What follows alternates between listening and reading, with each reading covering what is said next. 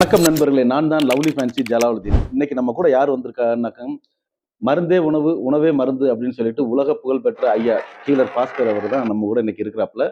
இன்னைக்கு நம்ம ஆரோக்கியமா வாழ்றதுக்கு, அதாவது அலோபதி மருத்துவத்தை தவிர்த்து நம்ம சாப்பிட்ற உணவே மருந்தா எடுத்துக்கணும். அதாவது நமக்கு என்ன நோய் நொடி வந்தாலும் உணவுலயே மருந்து எடுத்துக்கணும் அப்படிங்கிற மாதிரி கான்செப்ட்ல ஐயா சொல்லிட்டு வர்றாங்க காலங்காலமா. அதுல கிட்டத்தட்ட ஐயா பல நாடுகளுக்கு போயிருக்காங்க. இந்தியா, இலங்கை, மலேசியா, சிங்கப்பூர், அமெரிக்கா, ஜப்பான் அவங்க போகாத நாடே கிடையாது. இன்னைக்கு நமக்கு அவங்கள பார்க்கக்கூடிய ஒரு வாய்ப்பு கிடைச்சு இன்னைக்கு நம்ம வீட்டுக்கு வந்திருக்காங்க. உங்களுக்காக, நம்ம சப்ஸ்கிரைபருக்காக அவங்க சொல்லுவாங்க.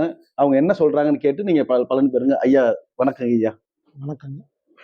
அது உடம்புல எந்த வியாதி வந்தாலும் அதை மருந்து இல்லாம மாத்திரை இல்லாம சரி செய்ய முடியும். அதுக்கு ஒரு எளிமையான ஒரு ஆலோசனை சொல்றாங்க. அதாவது நம்ம உடம்புல நிறைய செல் இருக்கு. நிறைய செல்லு சேர்ந்ததான் உடம்பு. இந்த செல்லுக்கெல்லாம் சாப்பாடு கொடுக்கறது ரத்தம். நம்ம சமையல் ரூம் இருக்குன்னு வச்சுக்கோங்களேன்.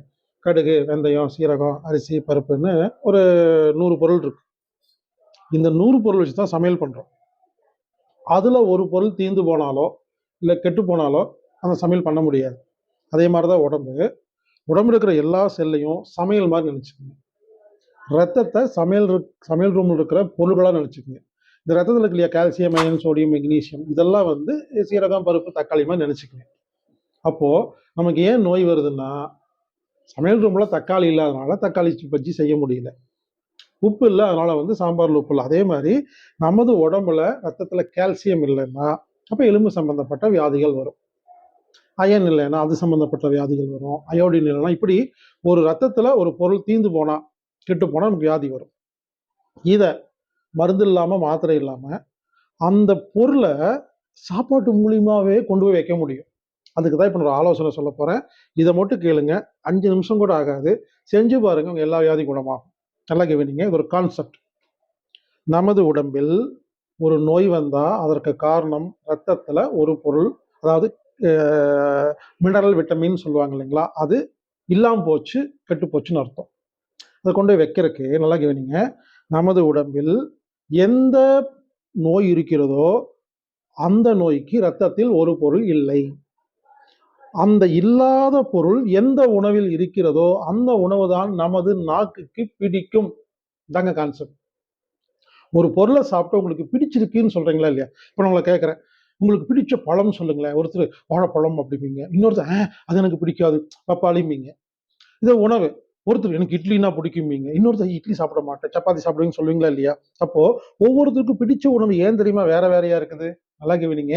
உங்களுக்கு எந்த உணவு பிடிக்கும்னு சொல்றீங்களோ அந்த உணவுல இருக்கிற சத்து உங்க உடம்புல இல்லைன்னு அர்த்தம். பிடிச்சதுன்னா இல்லைன்னு அர்த்தம். ஒரு உணவு உங்களுக்கு பிடிக்கல அப்படின்னு என்ன தெரியுமா அர்த்தம்? அந்த சத்து ஏற்கனவே நிறைய இருக்குன்னு அர்த்தம். ஒரு சில பேருக்கு உருளைக்கிழங்கு எனக்கு சாப்பிட மாட்டேன்னு சொன்னாங்கன்னா, நல்லா கவனிங்க, குளுக்கோஸ் உடம்புல நிறைய இருக்கிறவங்க தான் உருளைக்கிழங்கு வேண்டாம் எனக்கு பிடிக்காதுன்னு சொல்லுவாங்க. குளுக்கோஸ் யாருக்கு கம்மியா இருக்கோ அவங்களுக்கு உருளைக்கிழங்கு தான் பிடிக்கும். கான்செப்ட் புரிஞ்சுங்களா? நீங்க புரிஞ்சுக்க வேண்டியது என்னன்னா, நமது உடம்பில் ஒரு நோய் வந்தால் அதற்கு ஒரு சத்து பொருள் இல்லை என்று அர்த்தம். இல்லாத பொருள் நமது நாக்கு விரும்பும். அப்போ எந்த பொருள் நாக்கு விரும்புதோ அதை மட்டும் சாப்பிட்டீங்கன்னா உங்களுடைய 4000 வியாதி குணமாகும். இதாங்க கான்செப்ட். அதனால நீங்க பிளட் டெஸ்ட் பண்ண வேண்டாம், யாரையுமே பார்க்க வேண்டாம், இதுக்குன்னு தனியா மருந்து மாத்திரை சாப்பிட வேண்டாம். இன்னிலிருந்து பிடிச்ச உணவு மட்டும்தான் சாப்பிடணும். ஓகேங்களா? ஆனா ஒரு கண்டிஷன். பிடிச்ச உணவு அப்படிங்கறக்காக நீங்க கொக்கோ கோலா வாங்கி சாப்பிடக்கூடாது, பர்கர் வாங்கி சாப்பிடக்கூடாது, பீஸா வாங்கி சாப்பிடக்கூடாது. புரிஞ்சுங்களா? இல்ல சாராய் வாங்கி குடிக்கக்கூடாது. அதாவது இளன் பாஸ்கர் சொல்லிட்டாருங்க, பிடிச்ச உணவு சாப்பிட்டா எல்லாம் குணமாகும் சொல்லிட்டு எனக்கு கோட்டை தாங்க பிடிக்கும்னு சொல்லக்கூடாது. என்ன சொல்ல புரிஞ்சுங்களா? பிடிச்ச உணவுல நல்ல உணவா இருக்கணும். அப்போ நல்ல உணவு, நல்லது கெட்டது நான் சொல்ல வேண்டிய அவசியம் இல்லைங்க, உங்களுக்கே தெரியும் எது நல்லது கெட்டதுன்னு. நல்ல உணவுல உங்களுக்கு எது பிடிச்சிருக்கோ அது சாப்பிட்டா உங்க வியாதி எல்லாம் குணமாகும். உதாரணமா இன்னைக்கு நீங்க செக் பண்ணுங்க, குழம்பு, ரசம், மோர், தயிர் இதெல்லாம் சாப்பிட்றீங்கல்ல, உங்களுக்கு ரசம் பிடிச்சிருச்சுன்னா டெய்லி ரசம் மட்டுமே, பிடிச்சது மட்டுமே சாப்பிட்டா நோய் குணமாகும். புரிஞ்சுங்களா? அப்ப நம்ம இனிமேல் என்ன பண்ணணும், நமக்கு பிடிச்ச உணவை சாப்பிடணும். உங்க நாக்குக்கு எது பிடிக்குதோ அதுதான் உங்க மருந்து. நாக்கு தான் டாக்டர், சுவை தான் மருந்து. நீங்க செக் பண்ணி பாருங்க. இப்ப ரசம் பிடிக்குதுன்னு வச்சுங்களேன், காலையில, மத்தியானம், சாயந்தரம் 3 நேரம் ரசம் சாப்பிட்டே இருங்க. 3 நாளுக்கு அப்புறம் அந்த ரசம் உங்களுக்கு பிடிக்காது. ஏன் தெரியுமா? அப்ப ரசத்தில் உள்ள சத்தெல்லாம் உள்ள போய் ரத்தத்துல கலந்து நோயெல்லாம் குணப்படுத்திருச்சு. இப்ப என்ன பண்ணுது?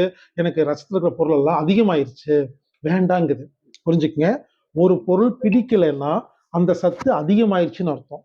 ஒரு பொருள் பிடிக்குதுன்னா அந்த சத்து குறைஞ்சிருச்சுன்னு அர்த்தம். அப்ப இனிமேல் என்ன பண்ணணும்? யார் சொல்லியும் கேட்கக்கூடாதுங்க. நீ யூடியூப்ல பார்த்துருவீங்க, இந்த வியாதிக்கு இது சாப்பிட்டா குணமாகுன்னு. அது உங்களுக்கு பிடிக்காதுங்க. பல பேர் என்ன பண்றீங்க? பிடிக்காத ஒரு பொருளை யாரோ சொன்னாங்கன்னு கஷ்டப்பட்டு சாப்பிட்றீங்கல்ல, அதுவே வியாதிதாங்க. நல்ல பொருள் சாப்பிட்டாலாம் வியாதி குணமாகாது. இதை புரிஞ்சுக்கங்க.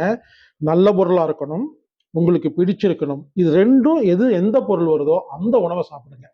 உங்களுக்கு பூரி தான் பிடிச்சிருக்கணும். உண்மையிலே சொல்றேங்க. பூரி மசால் தான் பிடிச்சிருக்குன்னா அதை மட்டுமே செஞ்சு சாப்பிடுங்க, நோய் குணமாகுங்க.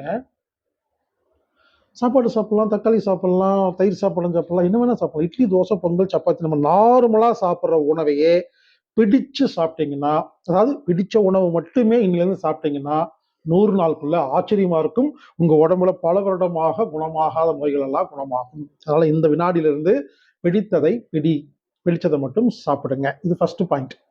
2வது ஒரு பாயிண்ட், ஹாப்பியா வாழும். நம்மளால எதுக்குங்க வாழ்றோம்? உண்மையிலேங்க இப்பெல்லாம் நம்ம எதுக்கு வாழ்றோம்னே தெரியலைங்க. ஹாப்பியா மகிழ்ச்சியா வாழ்ந்தீங்கன்னா நோயெல்லாம் குணமாயிருங்க. ஆனா யாருமே மகிழ்ச்சியா வாழ்றது இல்லை. ஏன்னு கேட்டீங்கன்னா, நம்ம மகிழ்ச்சியா வாழணுங்கிற கான்செப்டே யாருக்கும் தெரியலங்கிறாங்க.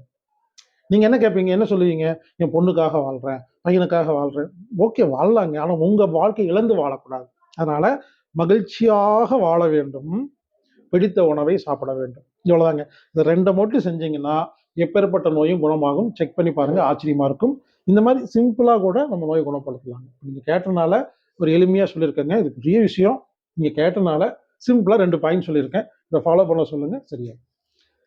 நண்பர்களை கேட்டிருப்பீங்கன்னு நினைக்கிறேன். உண்மையிலே இதை எல்லாருமே ஃபாலோ பண்ணுங்க. நம்ம நாடே வந்து நோயற்ற வாழ்வே குறைவற்ற செல்வங்கிற மாதிரி நம்ம எல்லாருமே வந்து நோய் நொடி இல்லாம நீண்ட காலம் வாழணும். சொத்துலயே பெரிய சொத்து எதுங்க? 1000 கோடி சொத்து உள்ளவன் கூட ஒரு நாள் காய்ச்சல்ல படுத்துட்டான்னு வச்சுங்களேன், 1000 கோடி சொத்தை வேணா கொடுக்குறேன், எனக்கு காய்ச்சல் போகட்டும் அப்படின்னு நினைப்பான். என்னைக்குமே பணம் வந்து ஒரு மனுஷனை வந்து சந்தோஷமா வைத்திருக்காதுங்க. உடல் ஆரோக்கியம் மட்டும்தாங்க அவன் இறக்கும் வரைக்கும் அவனை மகிழ்ச்சியா வச்சிருக்கும். அதனால உடல் ஆரோக்கியமா இருப்போம். நம்ம சமூகத்தை எல்லாருமே ஆரோக்கியத்தோட வாழ வைக்கிறதுக்கு முயற்சி பண்ணுவோம். நன்றி.